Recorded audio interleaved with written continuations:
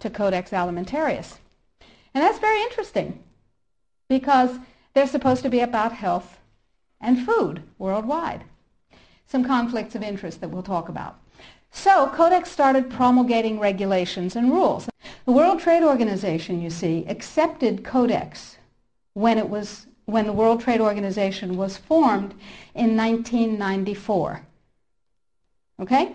They said, well, how are we going to decide trade disputes around food if we don't have a set of rules? I know. We'll accept the Codex Alimentarius rules. And all the members of the WTO worldwide will, get ready for an Orwellian term, harmonize with our standards, with the Codex standards.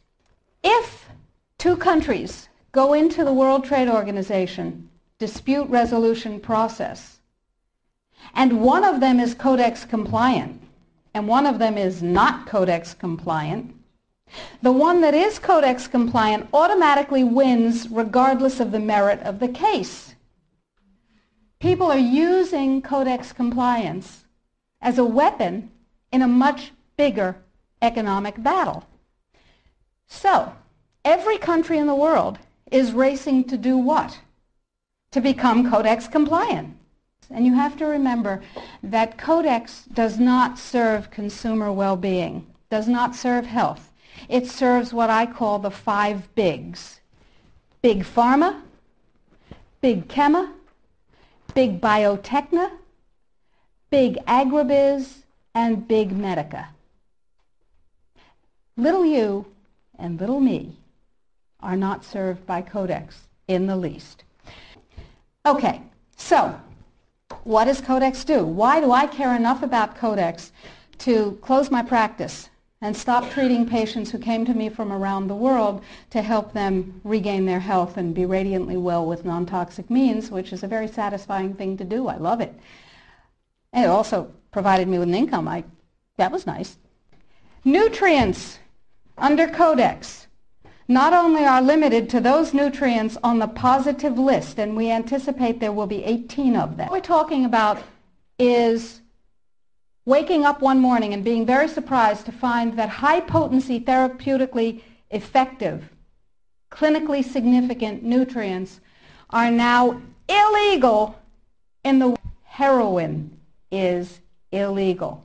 Not available with a prescription, illegal. If these nutrients have any impact on the human body, they are illegal. That's just the vitamin and mineral guideline. Let's talk about milk. Because under Codex, every dairy cow on the planet must be treated with Monsanto's recombinant bovine growth hormone. Furthermore, every animal on the planet must be treated with subclinical antibiotics. Must be treated with subclinical antibiotics and must be treated with exogenous growth hormones. Codex requires, mandates that all food be irradiated unless it's eaten locally and raw. 9 of the 12 worst organic chemicals known are pesticides, not surprisingly, because they kill things.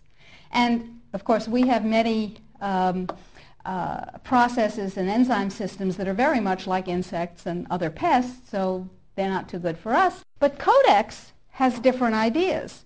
Codex has brought back 7 of the 9 forbidden POPs that 176 countries banned worldwide. Dieldrin, aldrin, hexachlorobenzene.